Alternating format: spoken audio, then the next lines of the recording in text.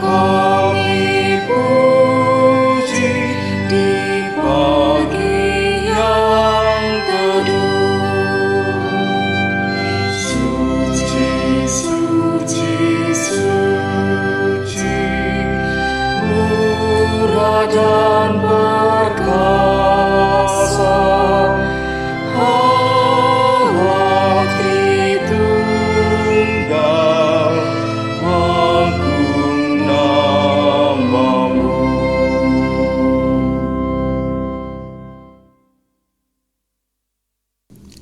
Saudara-saudara beserta anak-anak yang dikasihi Tuhan Yesus Kristus, marilah kebaktian kita pada saat ini kita kuduskan dengan mengaku dalam hati kita demikian. Sumber pertolonganku adalah di dalam nama Tuhan yang menciptakan langit dan bumi. Kasih karunia dan damai sejahtera dari Allah Bapa kita dan dari Tuhan Yesus Kristus menyertai saudara-saudara beserta anak-anak sekalian. Amin.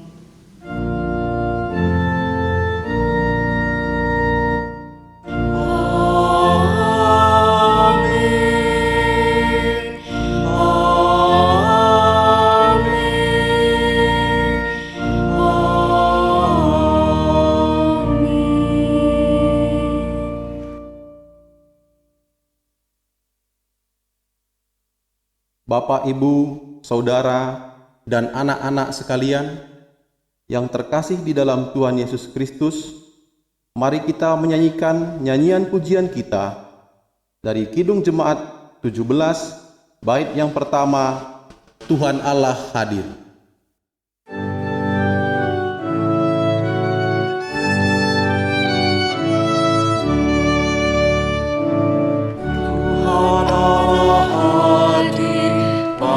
Saat ini, hai sembah sujud di sini, diam dengan hormat, tubuh serta jiwa, tunduklah menghadap Dia. Marilah umatnya, hatimu serahkan dalam kerendahan.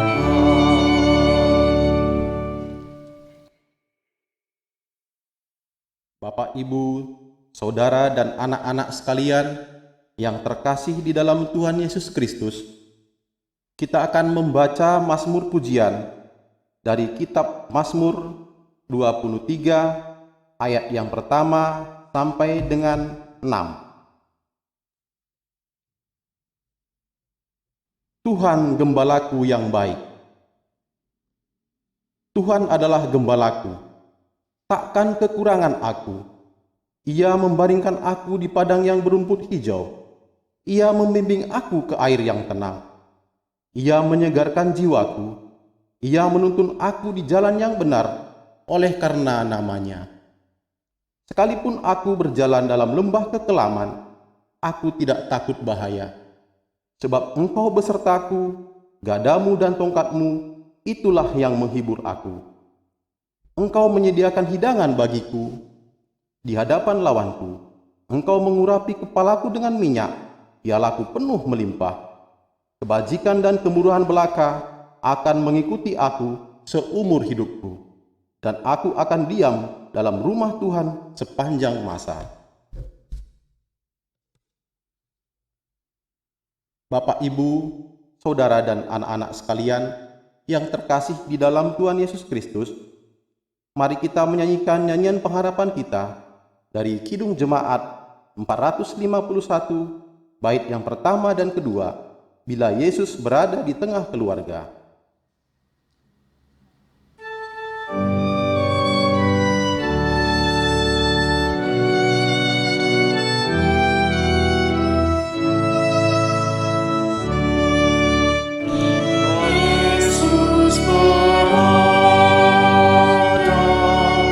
Di tengah keluarga,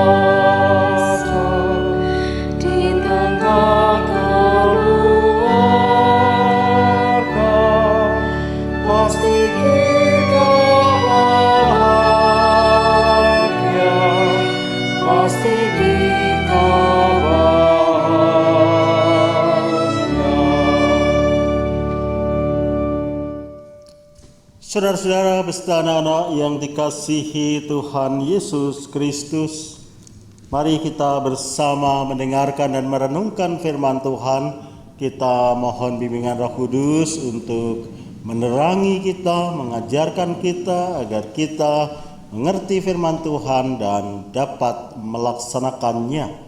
Mari kita berdoa. Tuhan Allah Bapa di sorga, kami bersyukur atas penyertaan dan berkat-Mu senantiasa dalam hidup kami. Ketika saat ini keperkenankan kami kebaktian, kami percaya Kau ikat kami dalam kasih-Mu, sehingga meskipun kami tidak dalam satu tempat kebaktian, tetapi kami merasakan persekutuan dengan saudara-saudara kami dan dengan Engkau. Bapa di sorga, kami akan mendengarkan, merenungkan firman-Mu. Terangilah kami, ajarkan kami untuk kami mengerti firman-Mu dan dapat melaksanakan dalam hidup kami. Di dalam Tuhan kami, Yesus Kristus. Amin. Mari kita perhatikan bagian dari kitab Injil Matius. Injil Matius pasal 22 ayat 1 sampai 14. Injil Matius pasal 22 ayat 1 sampai 14 demikian. Lalu Yesus berbicara pula dalam perumpamaan kepada mereka. Hal kerajaan sorga seumpama seorang raja yang mengadakan perjamuan kawin untuk anaknya. Ia menyuruh hamba-hambanya memanggil orang-orang yang telah diundang ke perjamuan kawin itu, tetapi orang-orang itu tidak mau datang. Ia menyuruh pula hamba-hamba lain, pesannya, katakanlah kepada orang-orang yang diundang itu, sesungguhnya hidangan telah kusediakan. Lembu-lembu jantan dan ternak piaraanku telah disembelih. Semuanya telah tersedia. Datanglah ke perjamuan kawin ini. Tetapi orang-orang yang diundang itu tidak mengindahkannya. Ada yang pergi ke ladangnya, ada yang pergi mengurus usahanya, dan yang lain menangkap hamba-hambanya itu, menyiksanya dan membunuhnya. Maka murkalah raja itu lalu menyuruh pasukannya ke sana untuk membinasakan pembunuh-pembunuh itu dan membakar kota mereka. Sesudah itu ia berkata kepada hamba-hambanya, perjamuan kawin telah tersedia, tetapi orang-orang yang diundang tadi tidak layak untuk itu. Sebab itu pergilah ke persimpangan-persimpangan jalan dan undanglah setiap orang yang kamu jumpai di sana ke perjamuan kawin itu.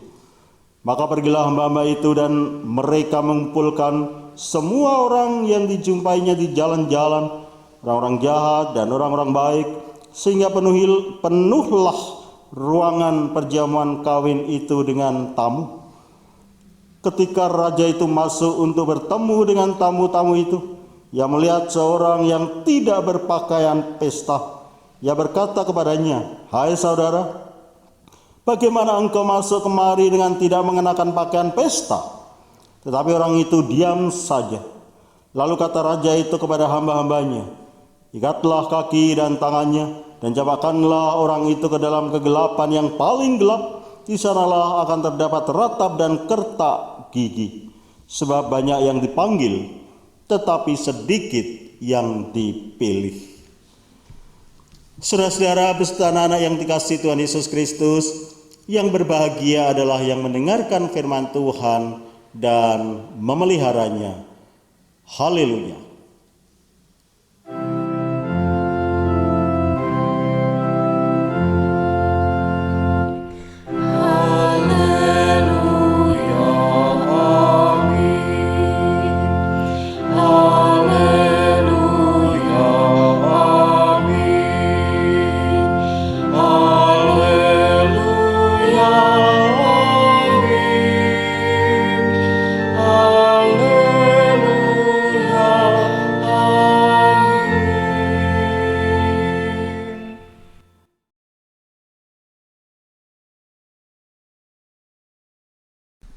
Saudara-saudara, beserta anak-anak yang dikasihi Tuhan Yesus Kristus, saat ini kita berada pada bulan Oktober, minggu kedua, di mana kita masih berada pada bulan keluarga, di mana tema besarnya adalah seni merawat keluarga. Dan pada saat ini tema pemberitaan firman Tuhan atau pewartaan sabda adalah mendengarkan Tuhan. Mendengarkan Tuhan.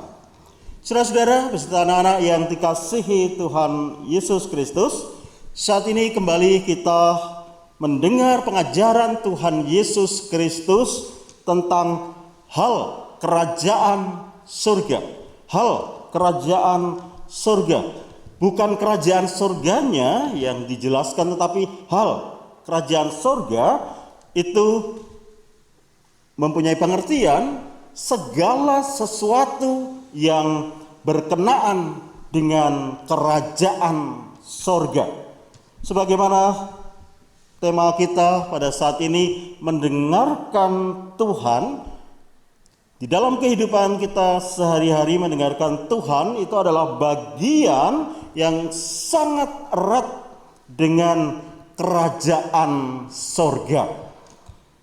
Saudara-saudara beserta anak-anak yang dikasihi Tuhan Yesus Kristus, saat ini sesuai dengan bacaan kita pada ayat yang kedua, hal kerajaan sorga seumpama seorang raja yang mengadakan perjamuan kawin untuk anaknya.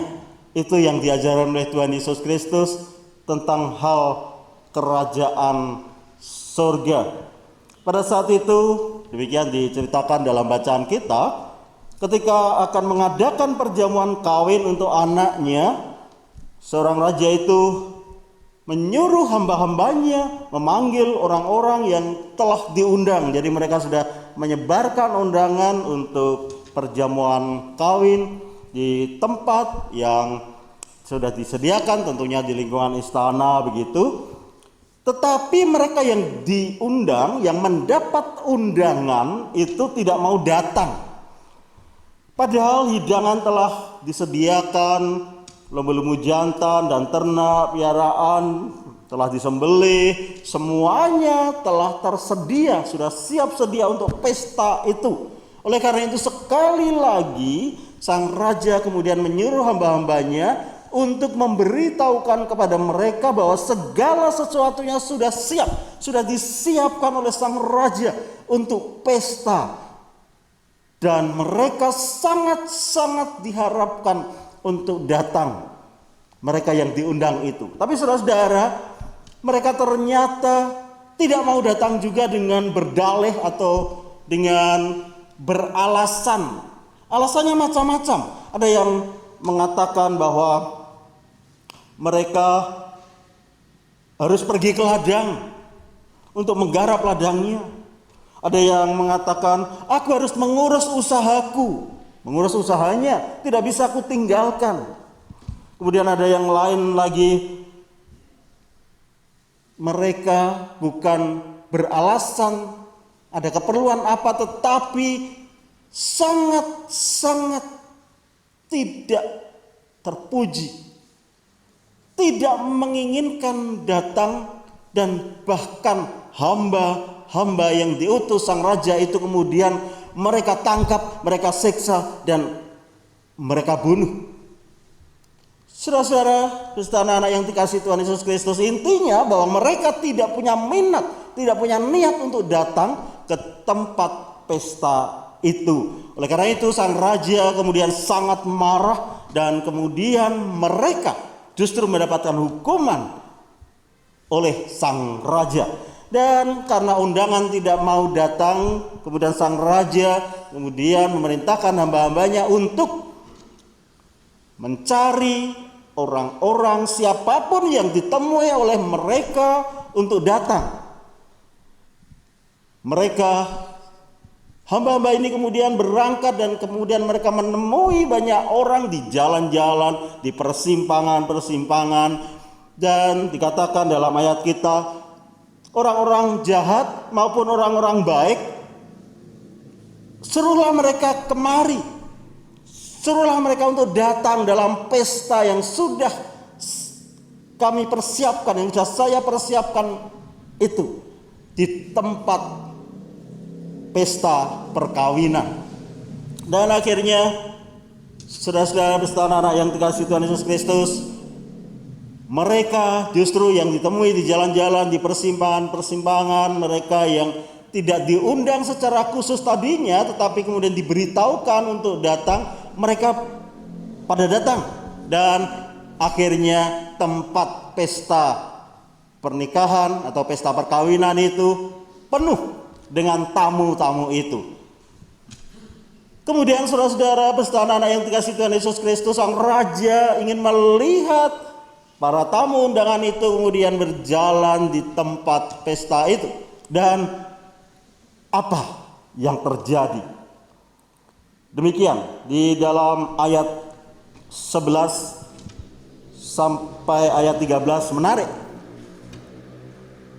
Ketika raja itu masuk untuk bertemu dengan tamu-tamu itu, ia melihat seorang yang tidak berpakaian pesta.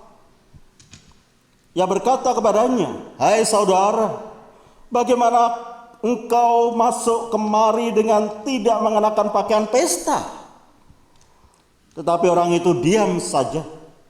Lalu kata raja itu kepada hamba-hambanya, "Ikatlah kaki dan tangannya dan campakkanlah orang itu ke dalam kegelapan yang paling gelap. Di sanalah akan terdapat ratap dan kertak gigi." Saudara-saudara beserta anak yang dikasihi Tuhan Yesus Kristus, ini aneh. Aneh. Kenapa aneh? Kenapa raja itu marah ketika melihat seorang tamu yang tidak berpakaian pesta? Bukankah tidak pernah dikatakan sebelumnya atau tidak pernah diperintahkan sebelumnya bahwa mereka yang datang ke pesta itu, yang ingin datang ke pesta itu, datangnya harus dengan pakaian pesta? Kan tidak diberitahukan, tidak disuruh. Tetapi ada yang tidak mengenakan pakaian pesta. Kenapa raja ini marah? Aneh kan? Kalau tidak aneh, tidak ada yang istimewa. Dan itulah Tuhan Yesus. Tuhan Yesus mengajarkan hal yang seringkali tidak terlihat, seringkali tidak terpikirkan, seringkali tidak dimaknai bahkan oleh para pengikutnya. Mungkin juga termasuk kita. Saudara-saudara yang dikasihi Tuhan Yesus Kristus, sebelumnya mari kita lihat lebih dalam pengajaran ini sebetulnya untuk siapa sih? Ini adalah bagian ketika Tuhan Yesus mengajarkan hal kerajaan Allah yang berkenaan dengan kehidupan orang-orang Yahudi dan juga orang-orang bukan Yahudi, orang-orang Israel dan orang-orang bukan Israel. Saudara-saudara beserta anak yang dikasihi Tuhan Yesus Kristus, orang Israel itu merasa bahwa mereka adalah orang-orang yang khusus, orang-orang yang sangat-sangat istimewa karena mendapatkan undangan khusus dari Allah. Untuk apa? Untuk ke kerajaan sorga. Undangan itu sudah diberikan kepada mereka secara khusus, berbeda dengan bangsa lain. Tetapi ketika hamba-hamba raja itu datang, hamba-hamba itu siapa? Ya utusan-utusan Allah, utusan-utusan Tuhan datang kepada mereka, kepada bangsa Israel, para nabi, orang-orang yang mengingatkan mereka. Mereka tidak mau kan mengindahkan, mereka tidak mau mempedulikan, dan mereka melaksanakan apa yang menjadi pegangannya sendiri, ajaran-ajaran tentang Taurat, ajaran-ajaran tentang hal-hal yang berkaitan dengan peribadahan, kerohanian, sosial dan sebagainya. Sesuai dengan keimanan itu ya sesuai dengan tafsiran dan pemahaman mereka. Kalau ada orang yang mengingatkan, memberitahu, justru mereka tidak suka dan bahkan dibunuh. Termasuk Tuhan Yesus Kristus kan dimusuhi oleh mereka. Kenapa? Karena Tuhan Yesus Kristus ingin mereformasi atau ingin meluruskan apa yang tidak benar mereka laksanakan, apa yang salah dalam penafsiran mereka tentang kehendak Allah, tentang hal yang berkenaan dengan kerajaan surga, tentang apa yang seharusnya dilakukan berdasarkan iman kepada Allah. Dan Tuhan Yesus toh akhirnya mereka benci, mereka siksa, mereka bunuh. Dan saudara-saudara, karena mereka yang memang diundang secara khusus itu tidak mau ke dalam pesta kerajaan sorga, karena tidak melakukan apa yang Allah kehendaki, tidak merubah memperbaharui hidupnya di dalam keimanan mereka, akhirnya undangan itu diberikan kepada orang bukan Israel. Orang bukan Israel atau orang bukan Yahudi justru mendapat undangan dalam kerajaan Allah itu. Termasuk kita kan bukan orang Israel, bukan orang Yahudi. Tuhan Yesus yang orang Yahudi, orang Israel saja dimusuhi oleh mereka sebangsanya. Dan kita yang bukan orang Yahudi diundang. Oleh karena itu kita mendapat bagian dalam kerajaan Allah, dalam pesta pernikahan itu. Oleh karena itu kita syukuri saudara-saudara itu.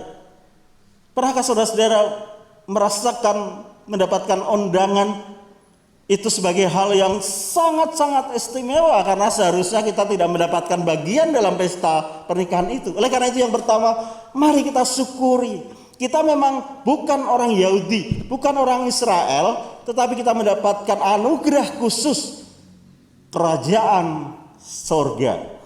Kemudian saudara-saudara kita akan diundang, akhirnya kita boleh datang di pesta perkawinan itu. Hati-hati, memang kita ke dalam kerajaan surga, kerajaan Allah itu atas undangan Kristus, dan kita bersedia, kita hanya menyediakan diri datang. Tetapi ketika raja itu melihat pakaian kita tidak sebagaimana pakaian pesta perkawinan, sang raja marah.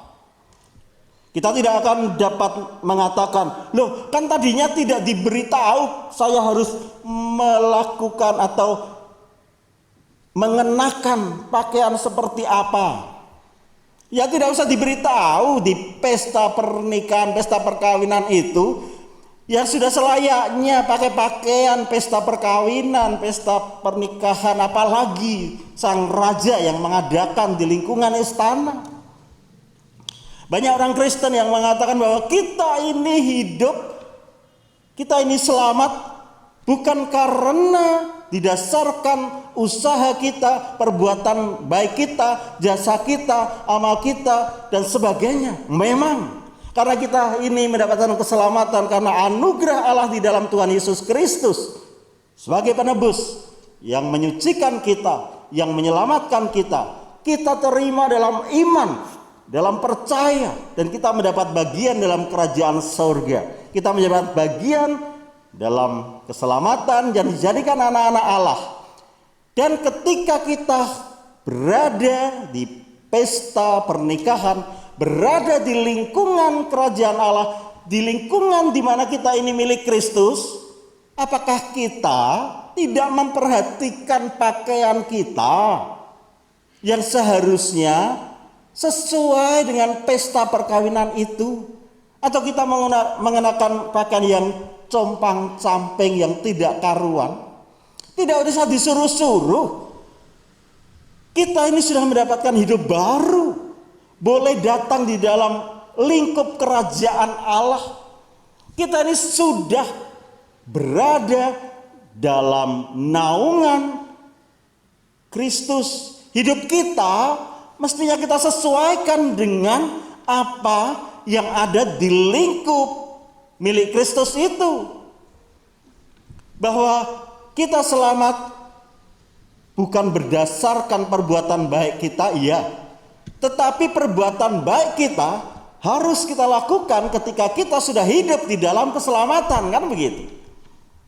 Jangan sampai kita katanya sudah hidup di dalam Kristus, kelakuan kita masih hanya seperti yang kita sukai sendiri. Pakaiannya tidak memperhatikan pakaian yang sesuai dengan pakaian di dalam kerajaan Kristus.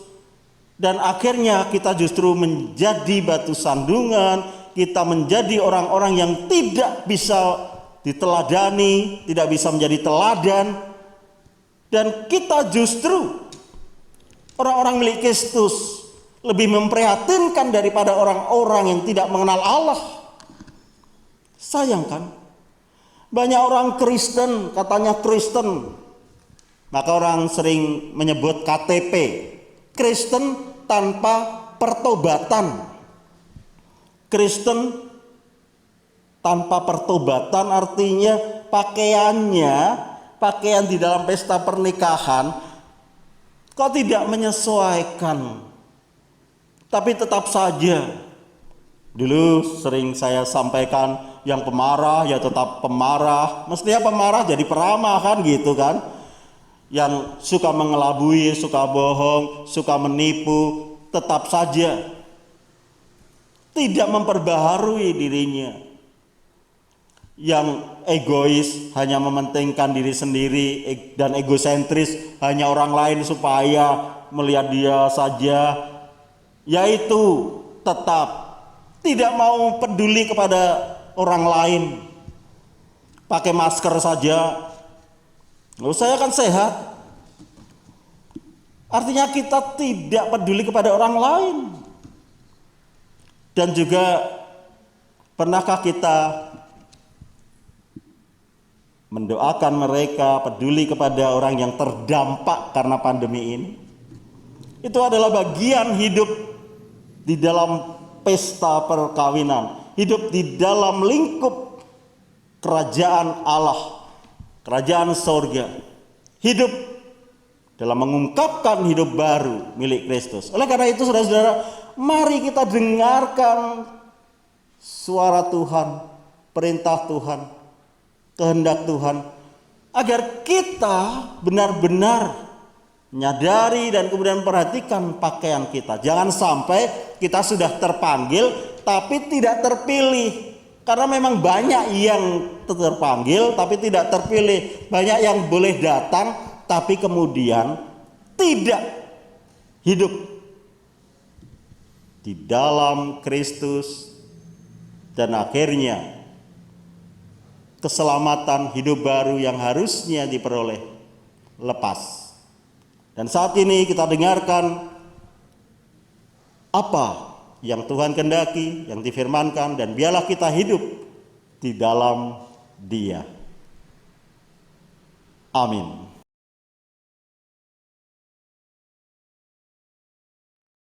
Bapak, Ibu, saudara dan anak-anak sekalian yang terkasih di dalam Tuhan Yesus Kristus, mari kita menyegarkan iman kita dengan bersama-sama mengucapkan pengakuan iman rasuli. Aku percaya kepada Allah, Bapa yang Maha Kuasa, Khalik langit dan bumi, dan kepada Yesus Kristus, Anaknya yang tunggal Tuhan kita, yang dikandung dari Roh Kudus, lahir dari anak darah Maria, yang menderita di bawah pemerintahan Pontius Pilatus, disalibkan, mati dan dikuburkan, turun ke dalam kerajaan maut, pada hari yang ketiga bangkit pula dari antara orang mati, naik ke surga, duduk di sebelah kanan Allah, Bapa yang Maha Kuasa, dan akan datang dari sana untuk menghakimi orang yang hidup dan yang mati. Aku percaya kepada Roh Kudus, gereja yang kudus dan am, persekutuan orang kudus, pengampunan dosa, kebangkitan daging, dan hidup yang kekal.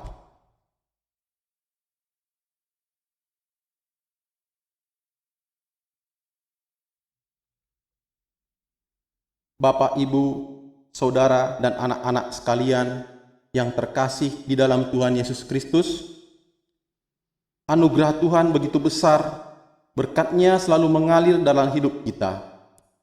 Mari kita mempersembahkan persembahan kita saat ini sebagai ucapan syukur kita kepada Tuhan, baik persembahan mingguan, persembahan bulanan, juga persembahan lainnya. Persembahan tersebut dapat kita persembahkan dengan cara sebagaimana dimuat dalam warta gereja dan media lainnya. Nas dasar persembahan kita dari kitab Mazmur pasal 139 ayat 14 demikian. Aku bersyukur kepadamu oleh karena kejadianku dahsyat dan ajaib. Ajaib apa yang kau buat dan jiwaku benar-benar menyadarinya. Mari kita mempersembahkan dengan menyanyikan nyanyian syukur kita dari Kidung Pujian 148, bait yang pertama dan ketiga, Ku Bawa Persembahan.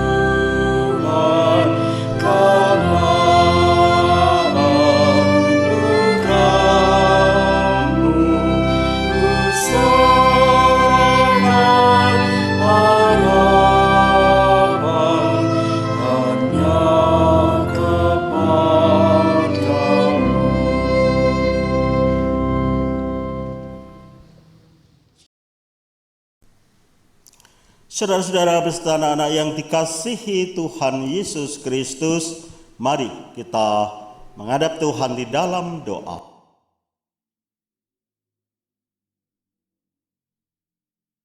Bapa di sorga, kami bersyukur Tuhan atas penyertaan dan berkat-Mu senantiasa dalam hidup kami.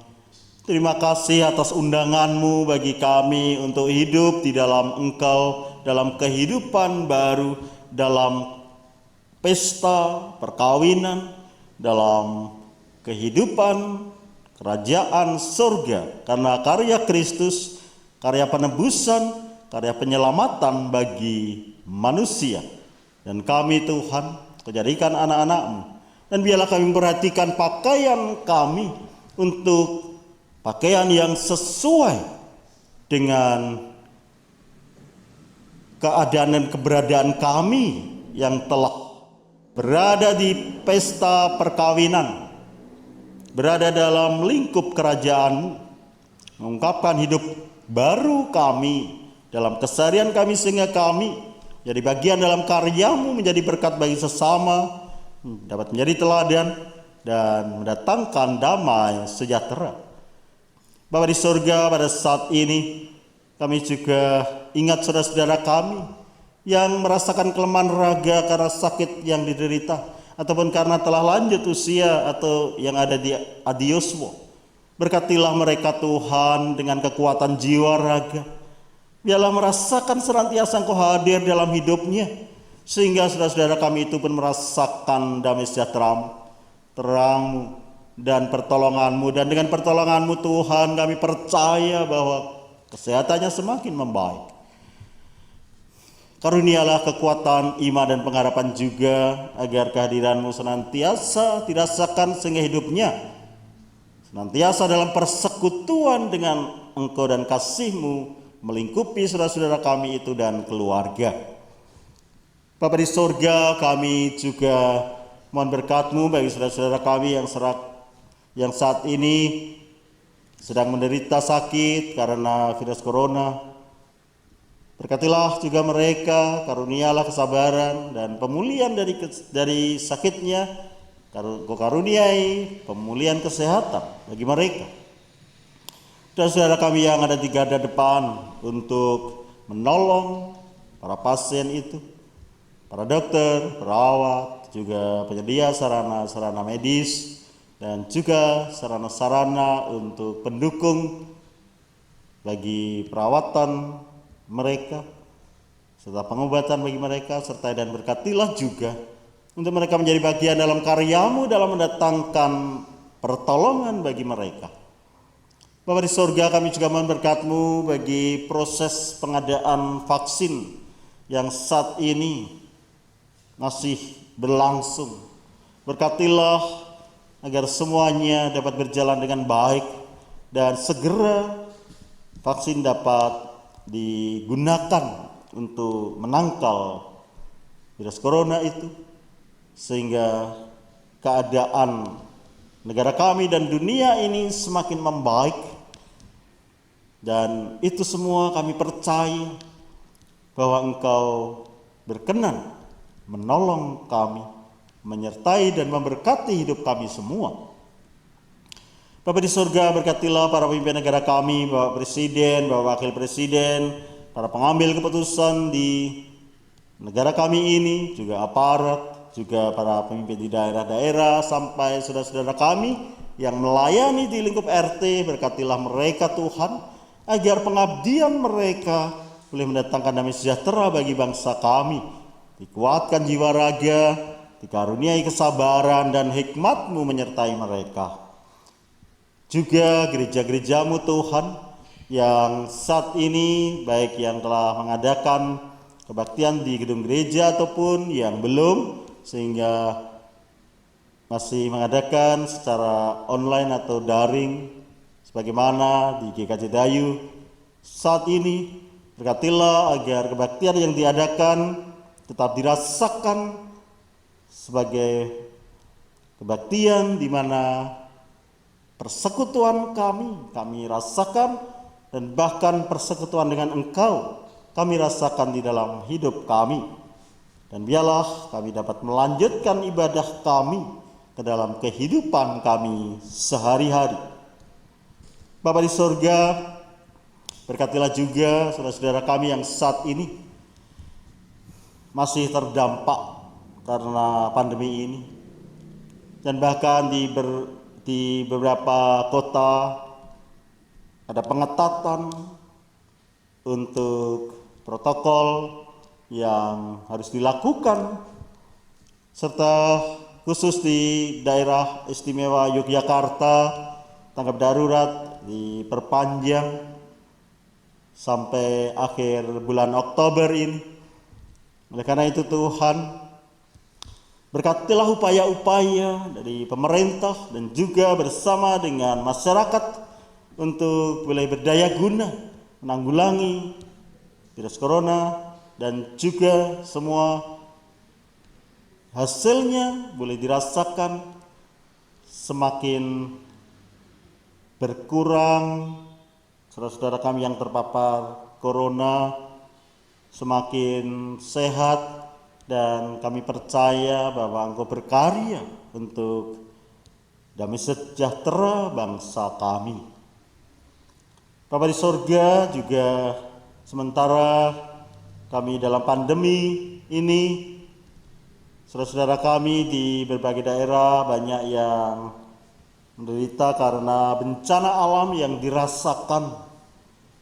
Berkatilah mereka Tuhan, karunialah kesabaran agar mereka merasakan pertolongan-Mu, dan mereka pun dengan peristiwa ini boleh senantiasa memandang Engkau mengasihi, menolong, menyertai dan memberkati mereka juga. Berkatilah juga bantuan-bantuan yang diberikan untuk sampai kepada saudara-saudara kami yang memang membutuhkannya. Juga bantuan-bantuan sosial dari gereja-gereja untuk menjadi bagian dalam karya-Mu Tuhan, datangkan damai sejahtera di dunia ini, khususnya berikan pertolongan bagi yang terdampak, yang membutuhkannya. Bapa di sorga, kami menyerahkan juga persembahan dalam kebaktian ini dan juga persembahan-persembahan lainnya dalam tangan-Mu. Berkatilah karunia-karunia yang hidup ini, untuk berkatilah benda-benda mati ini untuk menjadi karunia-karunia yang hidup dalam karya-Mu. Bapa di sorga, kami menyerahkan doa ini kepadamu di dalam Tuhan kami Yesus Kristus, yang mengajar kami berdoa, dan perkenankanlah menjadi doa kami. Bapa kami yang di sorga, dikuduskanlah namamu, datanglah kerajaanmu, jadilah kehendak-mu di bumi seperti di sorga.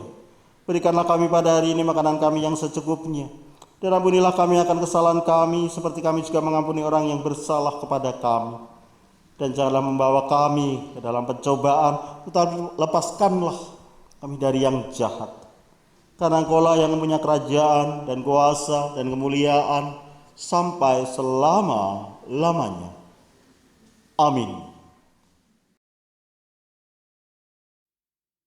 Bapak, Ibu, Saudara, dan anak-anak sekalian yang terkasih di dalam Tuhan Yesus Kristus, mari kita menyanyikan nyanyian pengutusan dari Kidung Pujian 32, bait yang pertama, Jangan Lupa Nama Tuhan.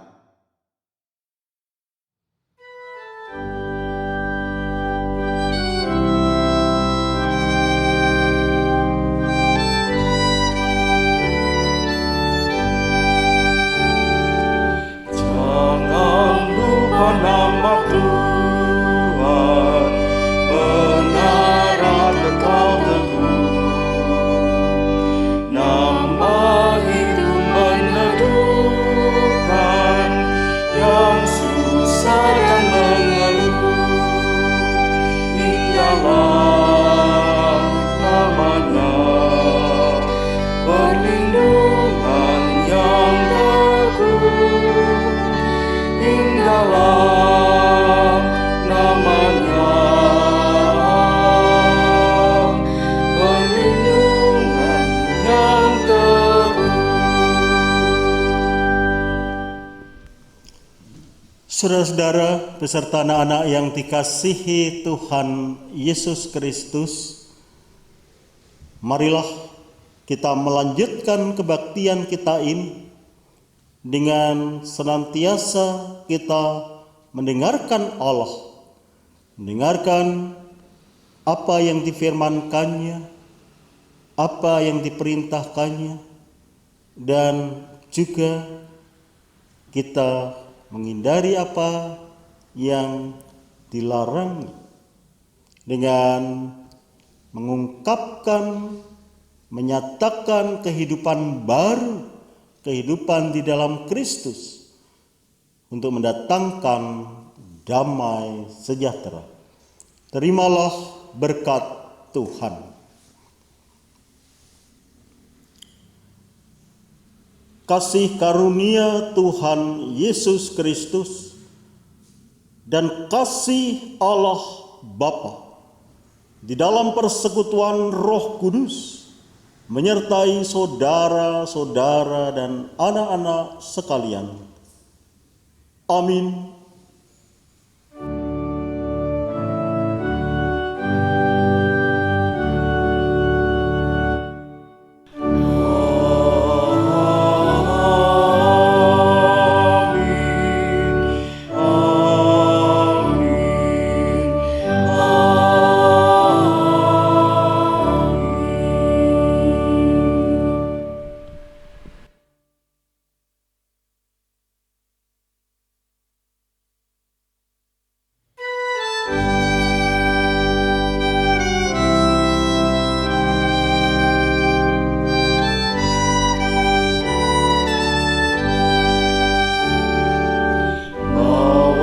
Selalu nama Tuhan sebagai perisai teguh dalam tiap percobaan.